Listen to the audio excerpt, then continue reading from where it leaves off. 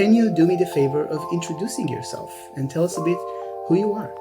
Absolutely. Well, if you Google my name, Lawrence Kao, you will sadly find a much better dancing, much more talented actor also named Lawrence Kao. So unfortunately, you have the slightly less famous Lawrence Kao.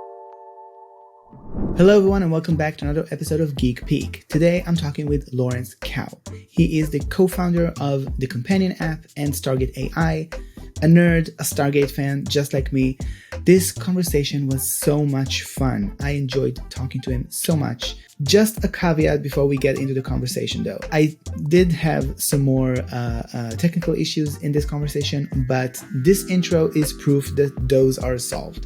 So without further ado, let's get right into it. Lawrence Kao, thank you so much for joining me today. How are you doing? Oh, I'm doing very well, Oren. Thank you so much for inviting me. I think this is going to be really fun. I am so excited to talk to you because I am a nerdy fan of Stargate and I have seen Stargate AI.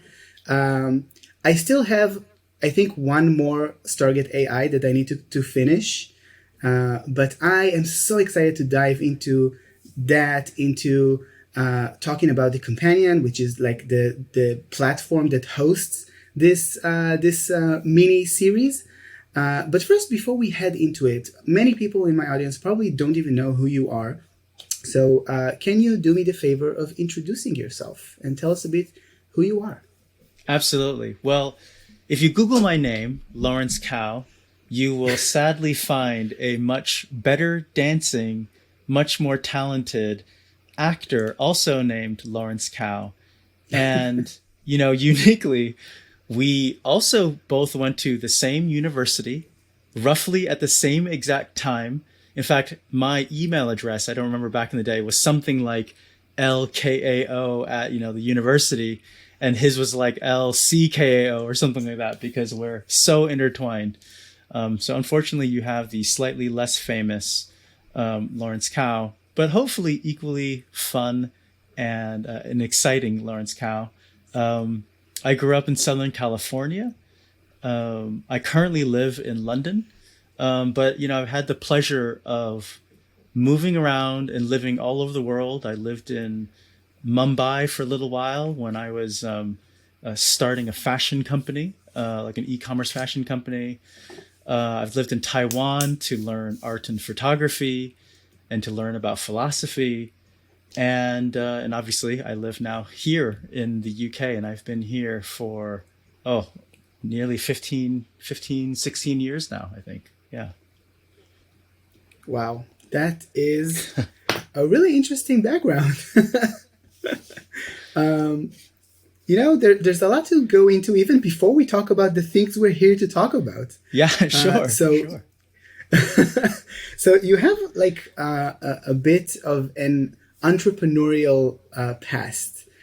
Is that like something that you are like interested in sort of like this is a passion of yours to make stuff happen, or was that like any other like making this dream come true for you? Yeah, when I was a kid, I always felt like anything was possible. Maybe I would say thank you to my parents, maybe something like that. They gave me the kind of psychological safety to be able to, dream about big things. We weren't very necessarily wealthy or anything growing up in Southern California, but, as long as you work really hard, and you're really into the things that you're really into and make sure you play a musical instrument or like another sport or something, of course, you can kind of do anything. And so, I was very young. I was able to play video games. We had a computer, like a very early Mac system early on. But I have a lot of interests. I'm so lucky. I studied computer science. I studied a little bit of drama and psychology in undergrad, and then kind of went into technology, eventually was able to transition into, say, business, into media. I've worked with a lot of YouTube creators, a lot of celebrities. Obviously, now we work with Hollywood studios, actors, directors, showrunners. And so, yeah, it's been like this really kind of exciting, if you can kind of dream it up and then make sure you put in like a really hard grind of say 5 or 10 years or something, you can probably get pretty good at something. And so you can kind of, do whatever you hopefully, want. You got to have some like lucky breaks here and there. But yeah, it's been such an incredible and lucky kind of experience for me to be able to do all of these things. And so yes, I guess to answer your question, nerdiness plus some perseverance plus a little bit of luck, allows you to kind of start companies or move around the world and do kind of interesting projects, or at least it's worked like that for me. That's so cool. I am also a computer science major, and also a huge video games nerd. You mentioned before that you created a fashion company. How did you roll into creating something like that? Yeah, so at the time I was working for a very big advertising agency out here in London, and honestly, it just came as a fan. You watch those shows and you're like, where did Jack Bauer's bag come from? Like, what brand is that? Brad Pitt, he's got like this really cool leather jacket, from Fight Club. Where do you find that? And unless if you really know, like the super in depths of like a film or a TV show, you literally couldn't find it. In fact, in the case of Brad Pitt's leather jacket, it was found in a vintage store in LA. I don't know why I know that, but so you couldn't actually find it. And so it was one of those things where I was like, I really wish like the costume designer or the set designer or somebody would just like record these things and put them onto a website. But sadly, even to this day, that doesn't exist. And so at the time when I was, working in advertising, I thought, well, as product placement becomes more and more prominent, and at the time, because I was based here in Europe, the product placement laws were a bit more stringent than, say, in the United States. I thought, well, if it starts to become increasingly available, I suppose, maybe we can build some kind of platform to be able to kind of connect those dots. And so we started building that. A friend of mine who was also a flatmate that worked at the agency, we started building this kind of company together. And then we started getting interest from India, because Bollywood just produces about 3 times more films than in Hollywood. At the time, so this must have been around 2000, maybe 11 or so, Hollywood was kind of producing maybe 500 films into cinema, and Bollywood was doing about 1,500. And so I was like, whoa, okay, well, maybe as proof of concept, maybe, Bollywood and India being this like kind of twin tiger, kind of up and coming market, maybe we try that. And I never had visited India before. I had never, thought about making plans to visit necessarily, maybe the Taj Mahal or something like that. But other than that, like I didn't really know a lot about it. And so, typical to my nature, I suppose, I like to do things that are almost like a little bit crazy. And yeah, I just moved there. That's it. Look, nothing. Wow. Didn't know anyone, whatever, myself, my business partner, and then another Indian co-founder. It's like, let's just go. Let's just try it. And it was actually the exact same thing coming to the UK. Southern California kid, never had stepped foot in England, anywhere in Great Britain, anywhere in Europe. I was very lucky when I randomly applied to Oxford. They accepted me for my postgraduate. And I was like, well, I guess that's my life. I'm going to England, having never, ever stepped foot on the continent before. So yeah, I guess that just happens when, somebody says, hey, you want to do something cool in a totally different country that you've never visited before? I might just say yes. So yeah. That's mind blowing. Just like going up and like, yeah, let's just go. That's so cool. I love that so much. How long did you stay there? It was kind of on and off over like a 2-year period, but I would say probably I was in the country maybe for a total of about a year. Very luckily, my grandparents were older. They were in their 90s at the time. So I'd spend a little bit of time in Taiwan as well, whether it was living with them or visiting them. And it was just a really good time because I also visited Hong Kong and Singapore. Kind of growing up in Southern California, other than my parents kind of taking me to Taiwan to visit my grandparents, I didn't really like it as a kid, I guess. And so, I was older. I was about 30 at the time. Being able to kind of explore Asia on my own terms as an adult, not knowing anyone, trying to make friends, that whole thing, it was pretty cool. And so yeah, that's kind of roughly how long I was there for. Wow, that's amazing. Okay, so tell me a bit about how your past connects with Stargate. Well, directly connecting to it is that so I was working in kind of digital content for television production companies or studios, say like out here like the BBC and MTV. And one of the things that I've been working in, at least up until that point, since about 2000 and maybe 12 or 13, really particularly working within the YouTube space. In fact, I was part of a company that Google had invested a couple $1 million into to create high quality content in order to kind of create channels. And it was all in the world of football, or if you have an American audience, soccer. And that's what I was doing. And what I really love doing is working with really people, with fans and communities, and building something kind of from the ground up together. And so with that football channel, it was all about fandom. It was all about the 90 minutes outside of football. It was all about doing something completely new. Like in the UK, especially, the pundits, the broadcasters, etc., they used to always be, 50, 60-year-old guys, always kind of wore suits. But if you like go to the game or you hang out with your friends, it was nothing like that, right? It might be kind of grime music, it could be rock music. It had the, cars and drinking culture and, fun and FIFA and this whole thing. It was just a very different kind of attitude. My brother, he's younger than me, but very successful, multi-Emmy winning sports producer for like the NBA and the NFL. We used to talk about this a lot, which is a lot of kind of hip hop music and, cool graphics and energy. It was just like a kind of different vibe. And so I wanted to bring something like that to the UK and to Europe with football.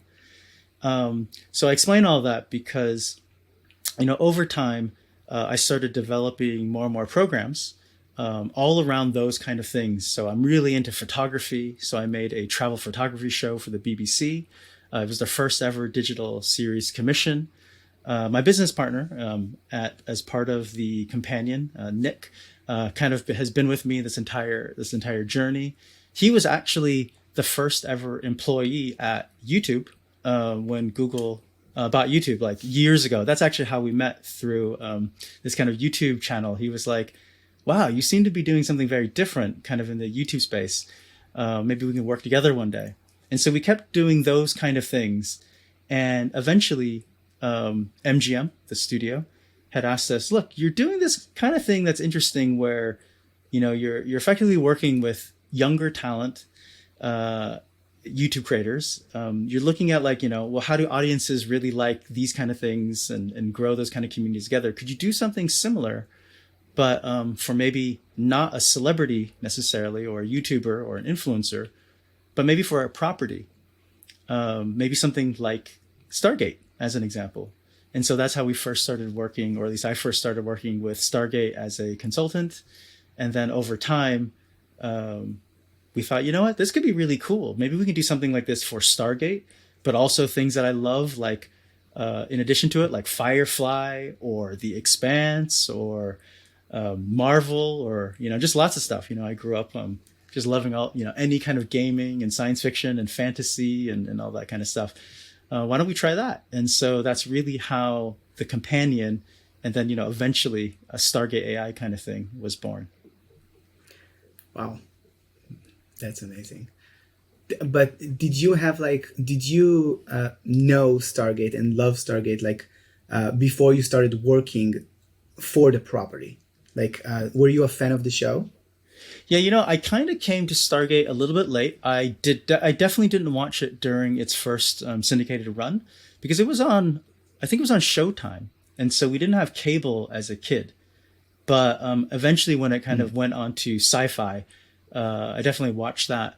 Um, and and my, interestingly, actually, it was my brother who got me into Stargate. My younger brother, he turned me on to the film originally because he said, "Oh, you know that film, or sorry, the TV show, Third Rock from the Sun.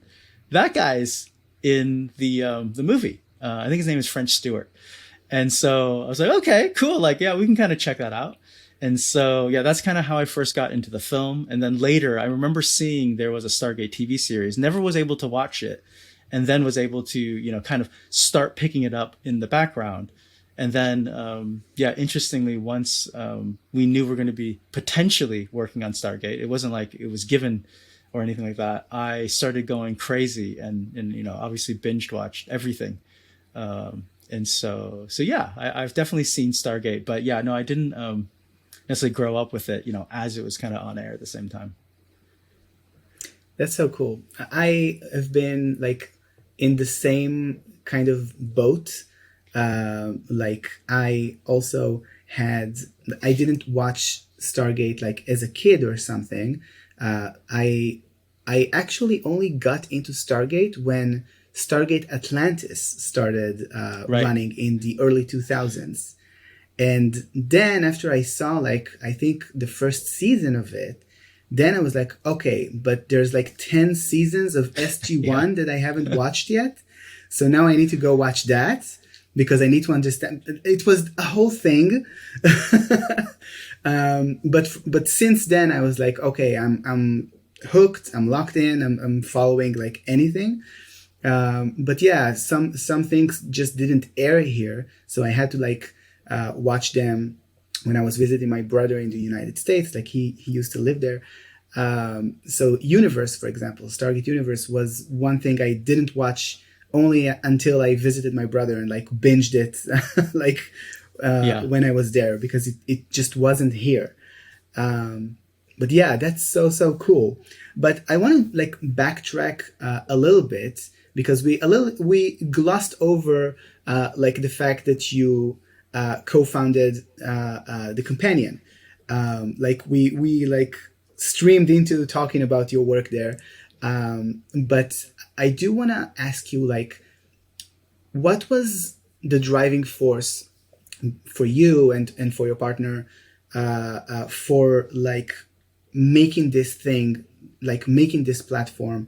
Uh, uh, was there some kind of like need that you saw that this platform fulfills, or was was this like this kind of dream of yours to create a platform with all this unique content that frankly I can't find anywhere else? Yeah. Oh, thank you. Yeah. That we strive for that. There's probably, a really good, 2, 3 reasons why this came about. I think with most things, it would be a wonderful, beautiful hero's journey story if one day, I was in the shower and I thought of this really big idea, and captured the sword and then came out and it was the companion. But like I think with most of these kind of things, it's not always like that. You sort of have an idea, you sort of have a vision for the future, and you keep building for it. And really, what it is, it's as members like yourself, uh, our other wonderful members, they tell me, "Hey, this is what I want to see.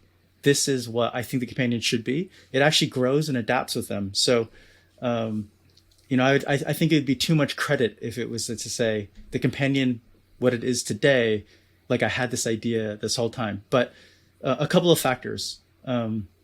Number one, I come from that kind of sports background that I mentioned.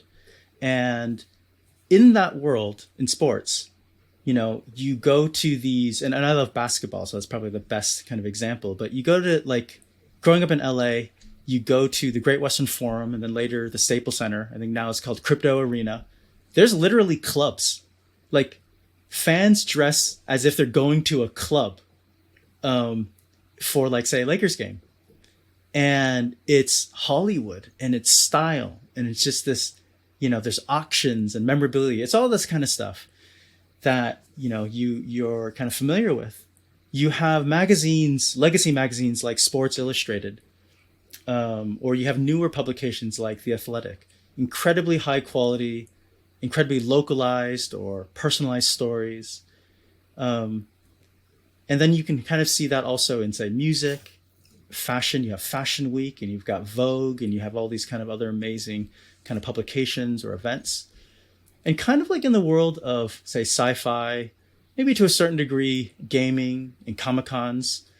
Weirdly, my dad was a Comic-Con distributor when I was in middle school. And so I would go to these warehouses, I guess, and it was just like giant tables. And but it was kind of dark and dingy and kind of not very glamorous.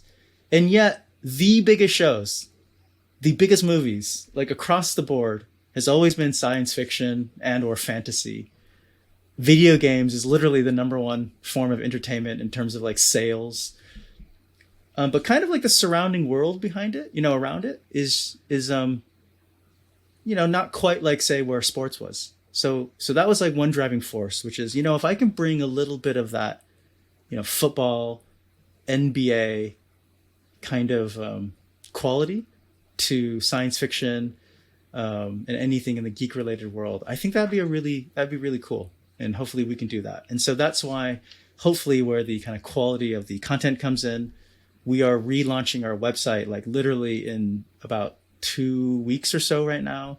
It will be, I hope, the same standard as you find the New Yorker or the Atlantic or any of these other kind of really high quality publications. Obviously, you're in the Discord, so I've already linked to it earlier today, and you can kind of see that. And the other side is my wife. She was a professional gamer. She was ranked number 2 in the country in Tekken.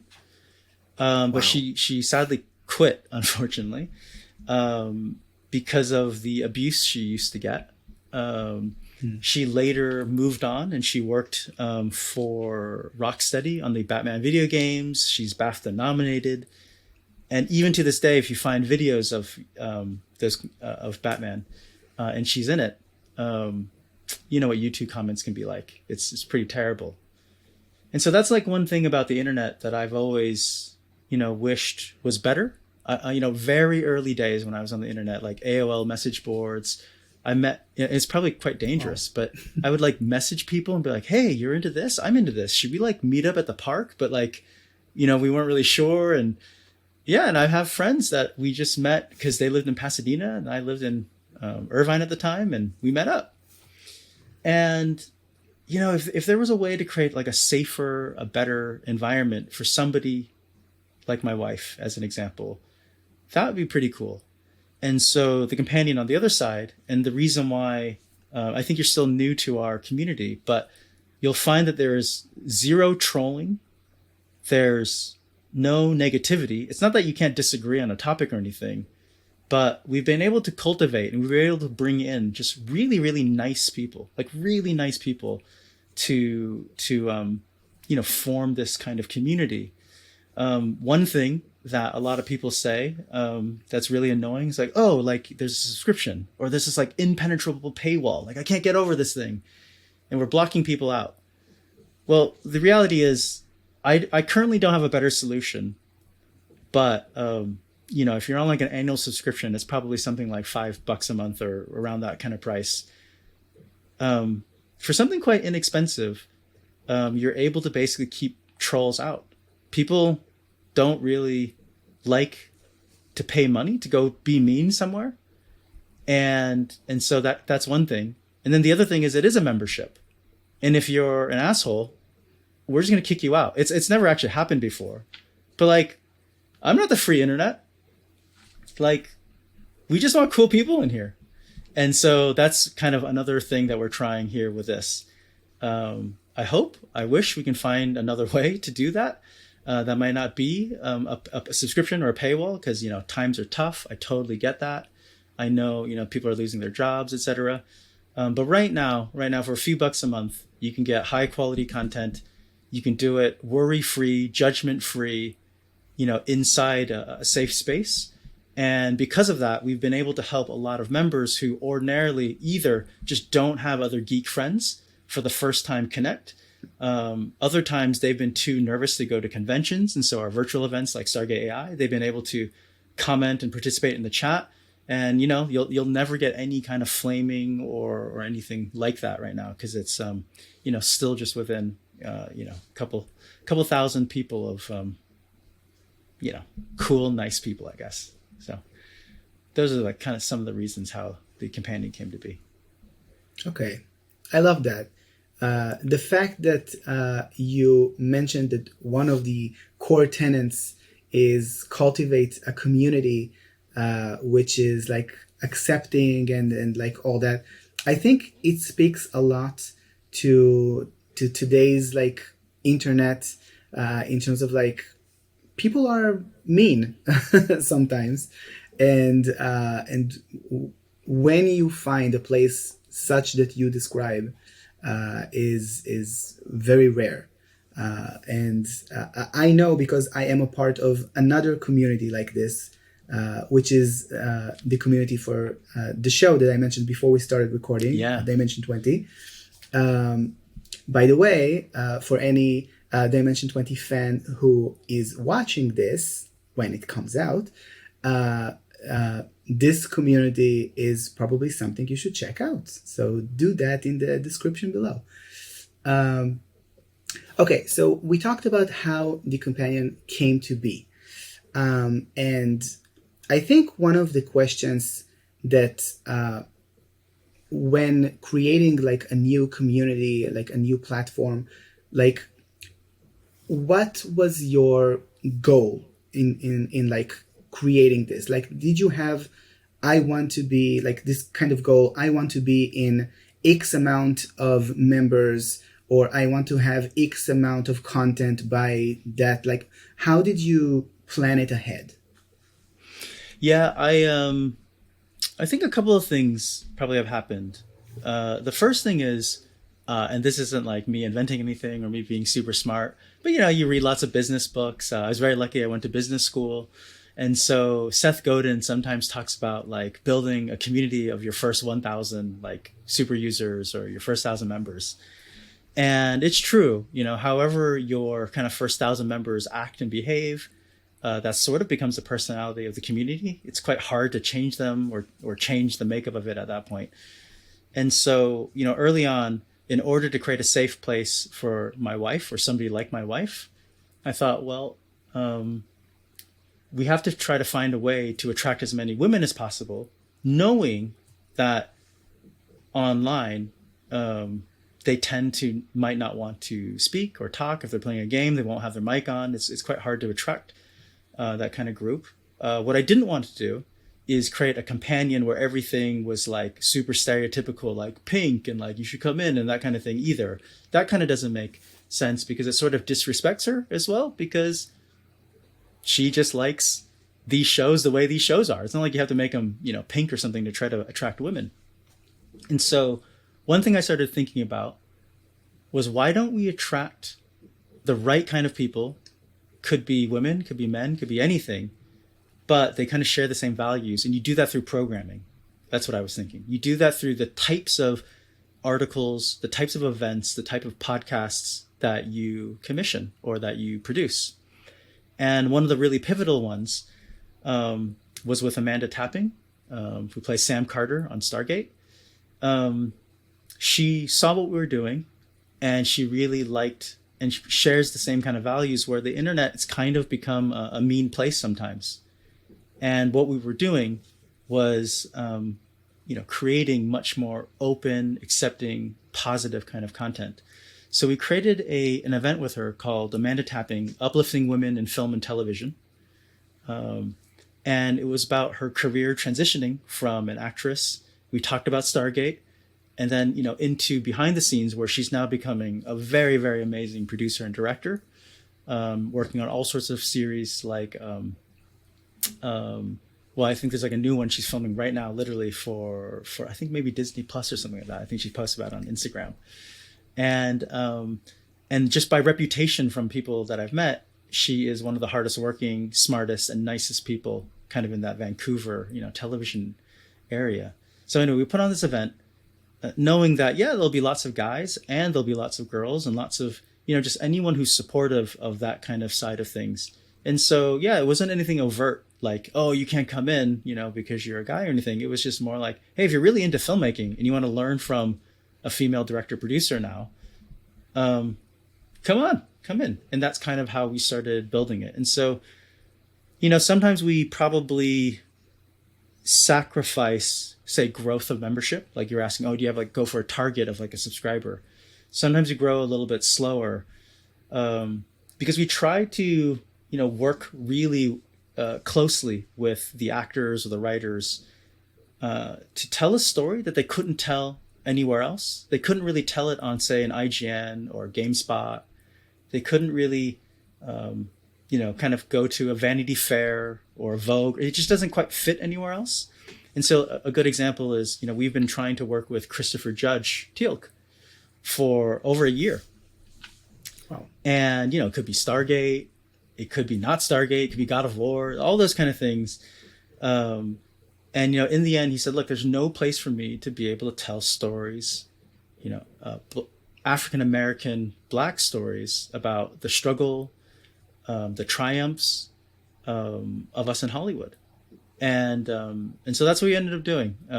It's called Christopher Judge Presents Elevating Black Voices in Science Fiction. And yeah, it probably, if we did a Stargate, virtual event or panel or whatever, maybe we would have grown hundreds, if not, another 1,000 subscribers. But, we thought this was really meaningful for him. It's really meaningful for us. It's the kind of content that, and the kind of stories that we think if someone discovers or bumps into and they feel it, they'll learn something. They'll take something away. And so, so we did that instead. So yeah, I don't know if that helps you. I guess that answers your question. And then I think the other thing is, I think last year a little bit, we were very, if I can be, really truthful about it, I think we were really focused on growing. It was such a tough time last year. I think with lots of people you saw if you were in the kind of startup environment or YouTube channels or just anything, more negativity than ever before. It was quite polarizing.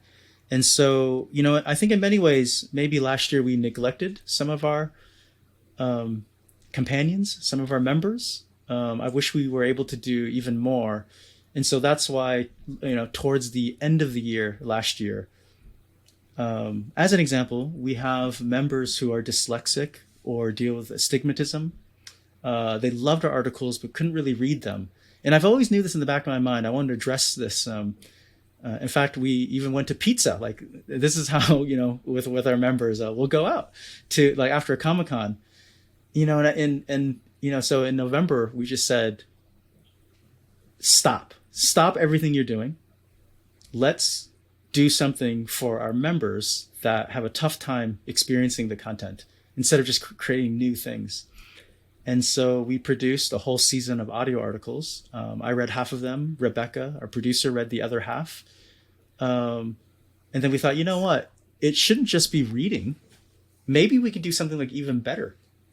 So we added clips and sound effects. We invested into original music and scores and the whole thing. We just thought, if you had a tough time on the internet reading, maybe we can create an experience on the internet that's like even better than the reading experience, or at least a different experience. And so that's what we've done. And so that's what our new audio articles were in season 1. Literally, right before I jumped on with you, I recorded a Batman Forever article. I thought it would be perfect around the soundtrack of Batman Forever. So that's going to be coming out as well. So that's kind of how we think about it. I think this year I want to double down on our members and how they can enjoy and access, everything that we do. And I think with last year, I think we did a pretty good job, but I think we could have done a lot better. And so that this year is going to try to fix what we didn't quite get to last year, I think. I love that. This is so cool. Like all the the little bits that sometimes we take for granted. It's so important for like those who can't experience those things. Like I know from like the big interviews that I have like on YouTube, those that get like, I don't know, hundreds of thousands of views. Like I do get those comments from people who appreciate that I added subtitles, Yeah. like because I don't like use the default YouTube subtitles because they're not helpful Yeah, yeah, yeah. to say the least.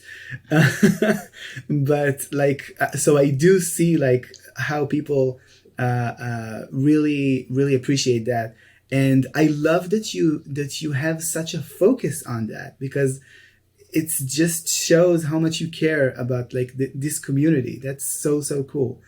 um wow. Okay.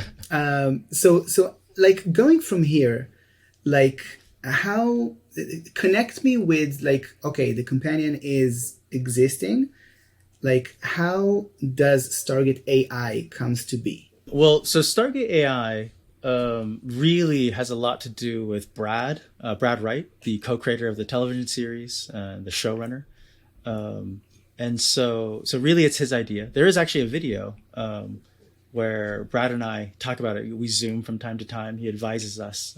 So that's been incredible. And where it kind of came from is his television show, his Netflix original show, Travelers. And if you haven't seen Travelers, you should definitely watch it. It's always kind of listed as like one of those top 10 most bingeable series on Netflix. I don't know why it's not more like widely seen or widely noted, I guess, by people, because it does make it onto those kind of lists. And I don't want to spoil the show too much in case anyone hasn't seen it or they want to see it.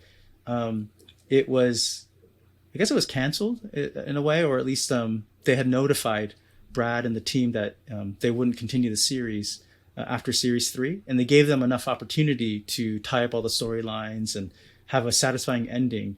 So if you see things online like, don't start Travelers because it was canceled or whatever, it won't leave you hanging. So definitely watch it. It feels like a really good series. Okay. But I don't want to spoil it because it does have to deal with AI in the future. And it's particularly interesting as you watch the different episodes, because it definitely does deal with really modern day topics that are relevant to us over the last few years. I think the series was originally back around 2018. So it's quite interesting how he was able to be so forward looking over I guess the last 5 years, before some of these things have happened. And so his fascination with AI led to basically a combination of things during lockdown. What could we do for fans? And one idea was like, oh, we could do a cast reunion, or we could do a table read. That kind of thing was very popular at the time. And he thought, well, I'm writing a new Stargate series. I have a pilot. I don't want to screw anything up with MGM. MGM, I don't think was bought or being bought yet at the time with Amazon, but I'm sure it was in the works. And so it would be awesome if we would be able to get actors back together to read, say, 5 or 10 pages of his new pilot script. And MGM was actually very okay with it in the beginning. But as things that we didn't know about, or at least I didn't know about, were happening, we thought, look, let's not rock the boat in any way. Let's find a new way. And he said, look, I love AI. Maybe we can take artificial intelligence to create some fun scripts as a science experiment, and bring the cast back. It'll probably be bad, but it'll probably be really, really fun, as you probably witnessed. And so I don't know if you've seen the beta, Stargate AI beta with David Hewlett, but that's another one. So that's actually even before Stargate AI version 1. And then we had Stargate AI version 1. So that's how it first started. Now, Brad's rule was, I don't want to do something like Sunspring that has already existed from a couple of years prior to Stargate AI. That is a very interesting film. I think it might be one of the first, or at least one of the more famous ones that were the first noted that was a script generated by AI.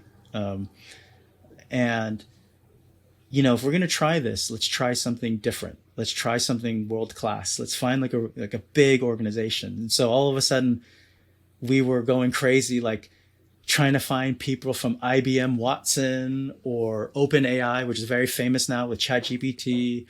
We had, access to all of everything, and we were testing all these different things. And Brad also put out a call on Twitter to say, look, is there any AI expert out there that wants to kind of work with us on this and try it out, and who knows what will happen? And Lawrence Moroney, the lead advocate and head of Google AI, said, look, I'm a geek. I like Stargate. Can I help? And it's like, obviously you can. And so yeah, he built basically Stargate AI in a completely different way, completely different approach, at least with version 1. And then I guess weirdly, or something I didn't know, he when he was at Microsoft, he had actually worked on Stargate Universe, and he actually was commissioned by, I think, the publisher that had the license to the MGM, to the Stargate comic books, to write a few of them. I don't think they ever got published, unfortunately. And so yeah, like weirdly tangentially, he's in the Stargate world. And so actually it was so awesome to be able to bring, all of these Stargate factors and influencers and players to kind of together. So that's kind of the journey there. Wow. That's so cool. Yeah, again, it's like the internet, right? Nice people on the internet DMing each other going, I could help. Yeah, okay, we could do this. Yeah, I think I know someone. And then all of a sudden, it forms. And so maybe that's just always been my life and my career. It's just, sure, let's try it. I actually, interestingly, I have a rule in life and projects in general. It's a really stupid rule. It's really silly. I always look for 3 things when someone wants me to do something for them. The first one is, will I make a lot of money? And I'm not rich, but yes, I will consider money as a factor for sure. Number 2, will I learn a lot? Which tends to be the area that, the thing that kind of happens. And then number 3, is it going to be a lot of fun? I try not to do anything where you only get 1 out of 3 things. It's a very simple framework. Because if you learn a lot, but it's not fun, it's really hard work, and you don't get paid for, a lot to do it, you will eventually learn everything you can, and then you're just going to quit. If you are having a lot of fun, but you're not getting paid a lot, and not really learning anything, it's fine. You'll probably do it, and you'll still do it. But if something else more important comes up, you'll probably just end up stopping to do that. But if you can get 2 out of 3, like for example, with something like Stargate AI, in which there was no money involved, but it's really fun, like really fun, and you learn a lot. This is some groundbreaking, I have no idea where this is going to take me kind of stuff. You don't quit.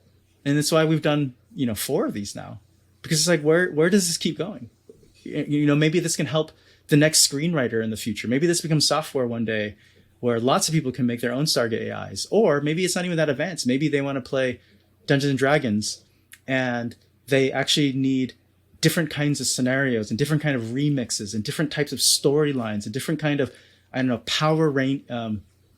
power ranking balances to kind of understand like how does that kind of work, or different kind of characters. And that's really where I think Stargate AI can go once it starts to learn those kind of things. And so yeah, that's kind of how I think about all of this and my life, I guess. And so yeah, someone's saying, hey, you want to go to India to start a online fashion company? Nothing about fashion or anything like this. And it's like, yeah, I think I'm going to learn a lot. I think it'd be pretty fun.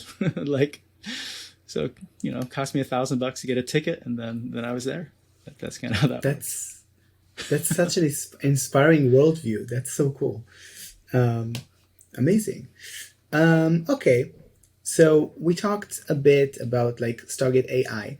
Now, I do want to ask you, like, as a fan, maybe, sure, what was it like for you to like get into that call with all of those cast members and like be able to like talk to them? Like, it was a live event at the time, sure, but I don't know if you had like a green room or an after show, but what was it like to actually like enjoy like talking to these people as real people, like in Yeah. a call.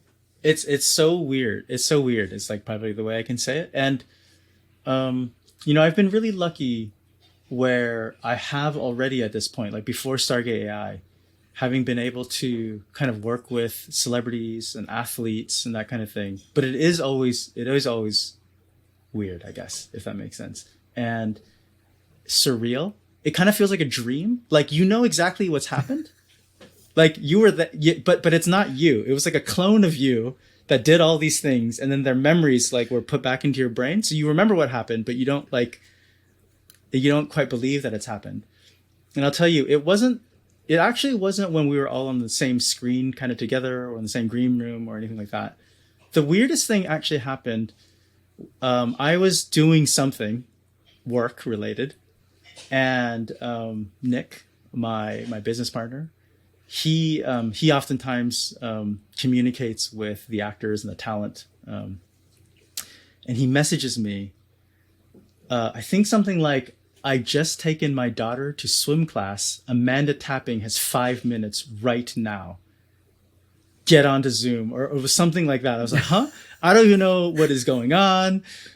Like, okay. So somehow, I connect with her. We get onto a Zoom call, and she's like, I would like to record a promotion, like a promo video for Stargate AI.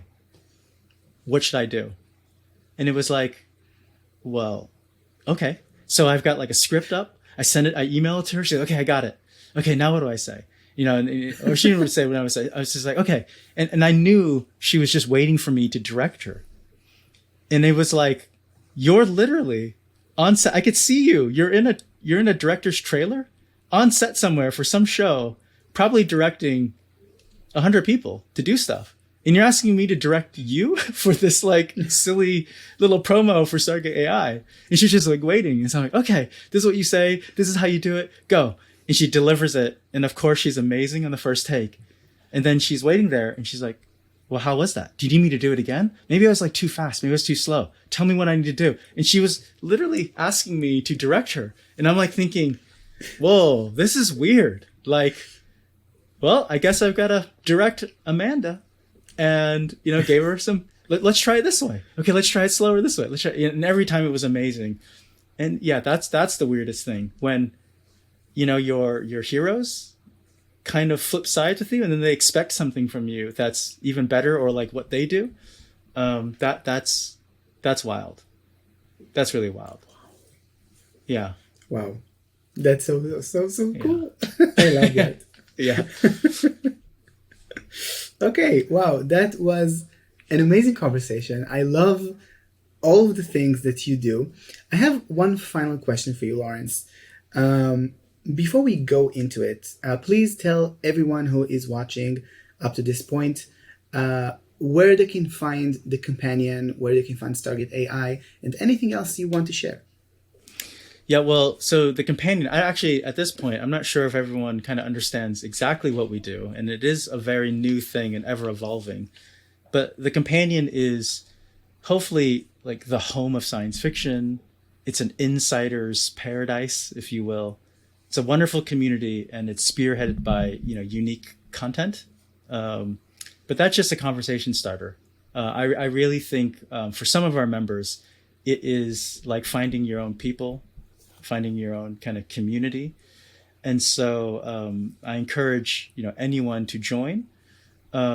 We do have, and we will have when we launch on February 9th, a free kind of version for people to kind of softly join as well.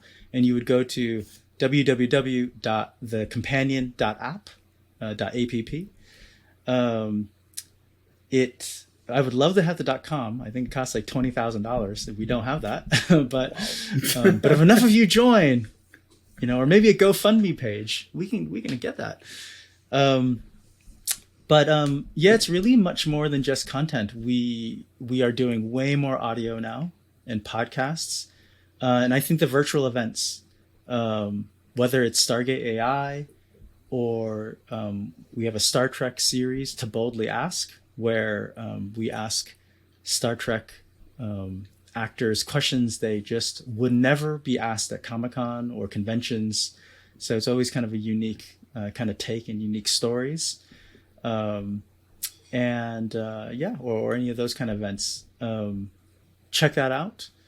Um, yeah, I think There's that's also a lot of man. articles, right? You write, like, it's not just video content. There's hundreds of articles on the platform, if I remember Hundreds of correctly. articles, and they're almost all deep dives. So unless if it's news, which doesn't need to be very long, that's the other thing. We don't do any kind of that kind of crappy like, oh, big headline. What's the latest in Stargate? Will there be a reboot? But before that happens, let me tell you about the history of Stargate, and then read like a Wikipedia page and then get to the answer. We just tell you the answer in 30 seconds or less. Other than news, it has to be verified. It's got to be verified with sources. So you actually don't find any of that stuff. Because that's the thing. We don't rely on advertising. We rely on member support. And so there's no need to try to get 1 million clickbait clicks. We just want 1,000 readers, 3,000 readers. And so, yeah, nothing we write, I think, is ever less than really 2,000 words, about 15, 20-minute reads. And sometimes they can go way longer and way crazier. And I think that's one of the reasons why people who maybe struggle with, say, reading online or anything, yeah, like who wouldn't want basically a documentary written out for them? But, it's a little bit tough. And we also have these oral histories. And sometimes we go crazy. Like we like interview 8 people to tell us about like the history of like one scene as an example. So we have one on how they made the Star Wars A New Hope trench run, the Death Star trench run. I think both Biggs and Wedge, the actors, they talk about it. The 3 visual effects artists who worked on it, the modelers, they talk about how they made it. We have how they made the 200th episode of Stargate SG-1, the making of the Children of the Gods. We have the oral history making of Lex, the musical, which is like another 90s, I think it was 90s sci-fi show. We have one on how they made the Ewoks specials with Star Wars back in the day. We've got one on Dune, the sci-fi miniseries that goes really in depth. Yeah, so that kind of thing where, okay, we got to go speak to like 8 people now to figure out what this story is and then kind of piece it together. So yeah, there's those kind of things as well. That's so awesome. I have so much to read now. Yeah. Sorry, it's like 200 hours of content, and then if you wait week by week, then I'll read it and whisper it into your ear, 30 minutes at a time, from here on out. Amazing. Okay, so Lawrence, the final question. Yes. What is in the future for the companion and for you? Right. Okay. So, we have this mission of trying to be the most fan-centric, let's call it, platform or community of all time. So I got a couple of ideas, like on how, Stargate AI could evolve. One, very simply, we can, continue getting cast reunions together because they're very fun. And then the AI will continue to improve. I think that'd be quite interesting. However, I also think as chatbots and technology improve, maybe there's a way to actually be able to get advice from maybe somebody like Jack O'Neill. Not Richard Dean Anderson, but Jack O'Neill.